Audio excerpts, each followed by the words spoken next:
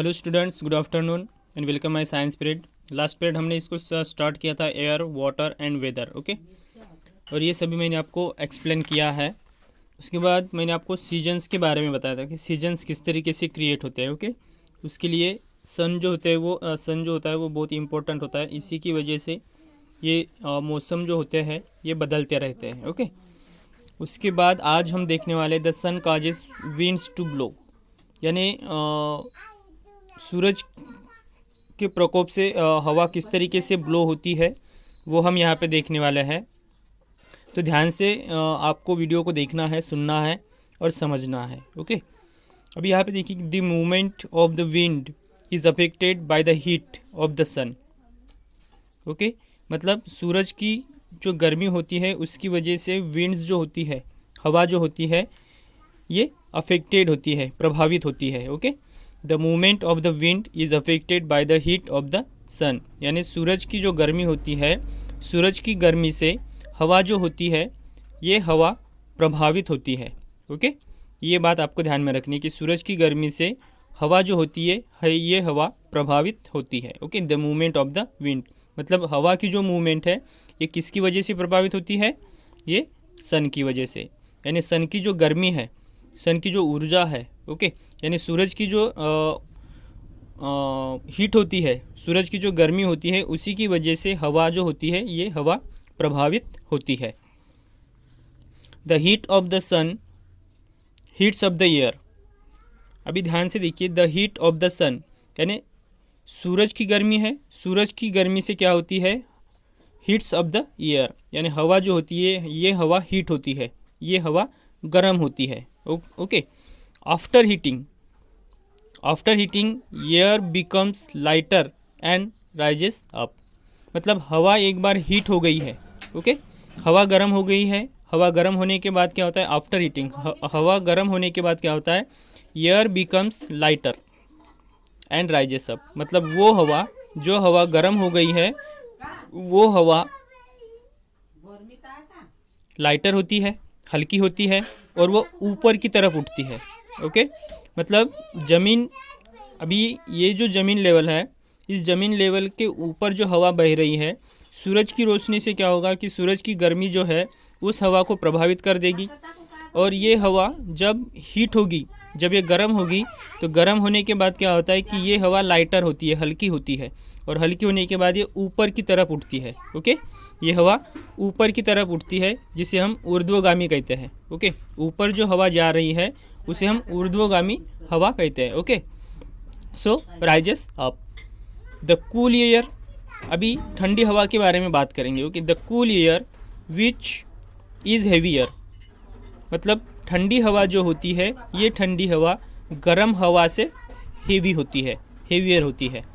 Okay, ये बात भी ध्यान में रखना। The cool air which is heavier, ठंडी हवा जो होती है ये ठंडी हवा हेवियर होती है। Then moves in to take its place.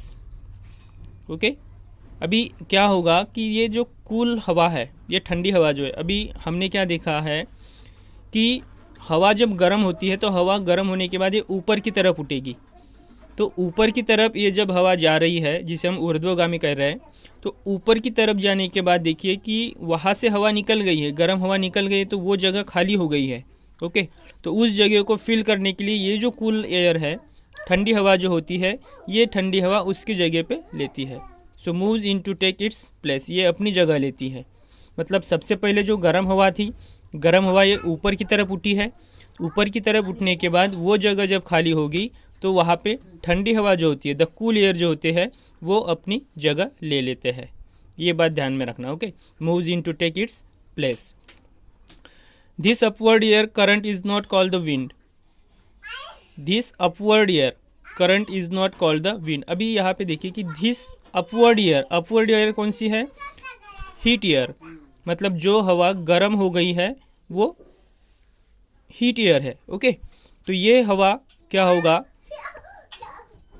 The cool air, this upward air current is not called the wind, मतलब करंट में जो हवा हीट हो गई है और जो ऊपर की तरफ जा रही है उसे हम विंड नहीं कह सकते, उसे हम हवा नहीं कह सकते, उसे हम पवन नहीं कह सकते हैं। Okay, but the flow of air along the ground is called the wind. Okay, but the flow of air along the ground मतलब जो ग्राउंड पे हवा जो है जो फ्लो हो रही है, बह रही है, okay, along the ground, ground के ऊपर जो हवा बह रही है उसे हम विंड कह सकते हैं। ओके, लेकिन जो हवा हीट हो गई है, जो अपवर्ड एयर है, जो ऊपर की तरफ जा रही है, उसे हम हवा नहीं कह सकते।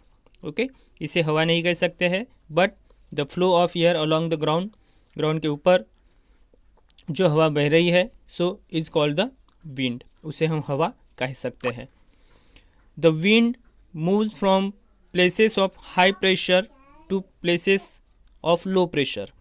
अभी ये हमें पता है कि the wind moves from places of high pressure to places of low pressure. Okay, मतलब ये जो हवा होती है, ये हवा हाई प्रेशर से निकल के लो प्रेशर जहाँ पे होता है वहाँ पे ट्रैवल करती है। Okay, the wind moves from places of high pressure to place of low pressure. Okay, मतलब हाई प्रेशर से हवा जो है वो निकलती है और लो प्रेशर में वहाँ पे वो मूव करती है। When air over a desert is heated. अभी आपको पता है कि डेजर्ट ये बहुत ही गर्म होता है, क्योंकि डेजर्ट मीन्स रेगिस्तान, रेगिस्तान ये बहुत ही गर्म होता है, वहाँ पे रेत ही रेत होती है। So when air over a desert is heated, मतलब यहाँ पे जो हवा आपको मिलेगी वो हीटेड हवा मिलेगी, हीटेड हवा होती है। सो इट राइजेस अप, मतलब ये हीट हवा जो है, ओके, हीटेड एयर जो है, ये हीटेड एयर राइजेस अप होगा, ऊपर की तरफ उठेगी। ऊपर की तरफ उठने के बाद देखिए the cool air comes from a long distance to take its place. Okay, और जो कूल एयर जो होते हैं, ठंडी हवा जो होती है, ये ठंडी हवा जहाँ से हीटेड एयर निकल गई है वहाँ पे लॉन्ग डिस्टेंस का ट्रैवल करके ये उस जगह पे आ जाते हैं।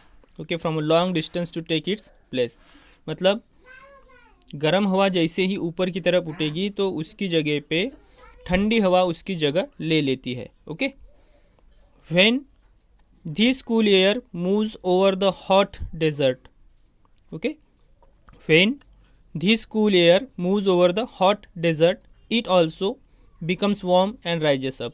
उसके बाद क्या होगा, कूल एयर वहाँ पे मूव्स होगी over the hot desert, hot desert में आने के बाद वो भी हवा क्या होगी बाद में, becomes warm and rises up, वो ठंडी हवा भी वार्म होगी और वार्म होने के बाद वो ऊपर की तरफ उठेगी। ओके, क्योंकि वो हीट एयर हो गई अभी। और उसके बाद क्या होगा, this process is also responsible for लू, यानी रेगिस्तान में जो लू क्रिएट होते हैं। ओके, रेगिस्तान में जो लू क्रिएट होते हैं उसके लिए रिस्पॉन्सिबल कौन होते हैं, सो एयर। मतलब डेजर्ट जब हॉट होगा, हॉट होने के बाद हवा ऊपर की तरफ उठेगी, उसकी जगह पे कूल एयर जो होते हैं वो उसकी जगह ले लेंगे। कुछ देर के बाद वो फिर से वो कूल एयर जो है वो कूल एयर हीट हो जाएगी और हीट होने के बाद वो ऊपर की तरफ फिर से उठेगी। So this process is also responsible for लू, यानी लू के लिए ये रिस्पॉन्सिबल होते हैं। ओके, यहाँ तक हो गया। एक एक्टिविटी है, एक्टिविटी हम नेक्स्ट पीरियड में देखेंगे। ओके,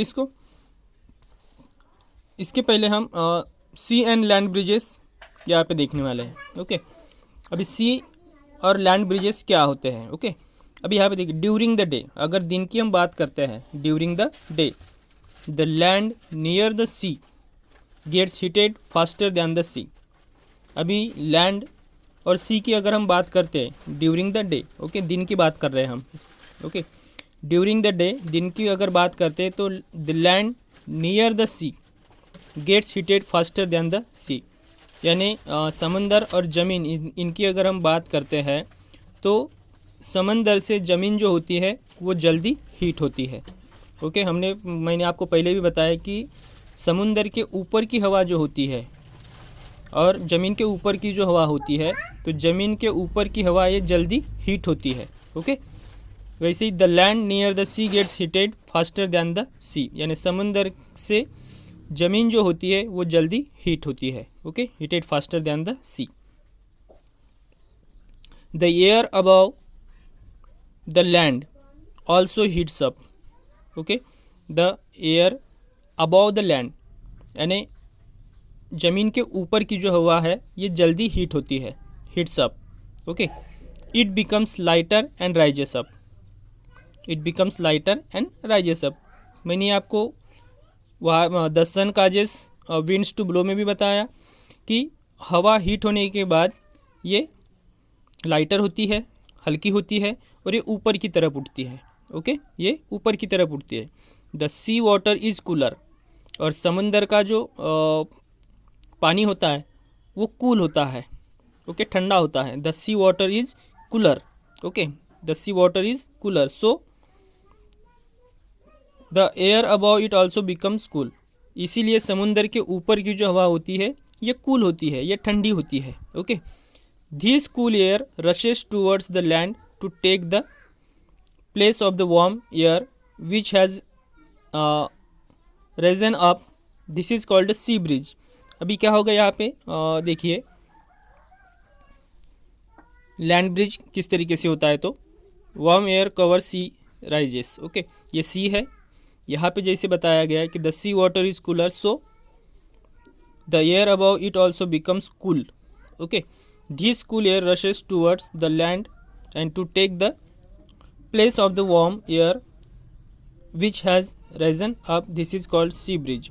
सी ब्रिज किस तरीके से क्रिएट होता है, ये देखिए सी ब्रिज। ओके, तो यहाँ पे सी ब्रिज किस तरीके से क्रिएट होता है, this cool air rushes towards, यानी ठंडी हवा जो होती है वो रशेस होती है, और towards the land to take the place of the warm air. Okay, ठंडी हवा की जगह पे जो वार्म एयर होती है, यानी ज़मीन के ऊपर की जो हवा होती है वो यहाँ पे राइजन होती है। So this is called the sea breeze. तो ये यहाँ पे सी ब्रिज क्रिएट होता है। ओके, अब यहाँ पे अगर हम देखते हैं तो कूलर एयर देखिए, कूलर एयर ओवर सी मूव्स टूवर्ड्स। ओके, यानी यहाँ की जो ठंडी हवा है वो मूव होगी, और मूव होने के बाद देखिए ये ज़मीन की तरफ warm air over land rises. Okay, ये ठंडी हवा जब ज़मीन के ऊपर आएगी तो ये गर्म हो जाएगी, तो ये गर्म होने के बाद ये फिर से यहाँ पे समंदर के ऊपर आएगी। Convection currents day, during the day, day की हम बात कर रहे हैं। ओके, कन्वेक्शन करंट्स, तो डे की अगर बात करते हैं तो इस तरीके से गर्म हवा ठंडी जगह पे आती है, ठंडी जगह गर्म हवा की जगह पे जाती है। ओके, ये जब ट्रैवल होता है so you can create the sea breeze, यहाँ पे सी ब्रिज क्रिएट होता है। ओके, अभी हम नाइट की बात करते हैं।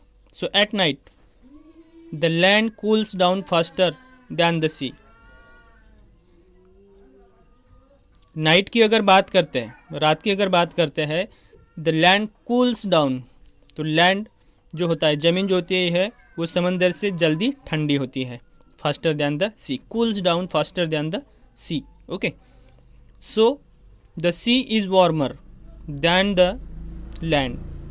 अभी यहाँ पे रात की अगर बात करते हैं तो रात में सी जो होता है, समंदर जो होता है वो गर्म होता है। ओके, वार्मर होता है, हीटेड होता है। The sea is warmer than the land.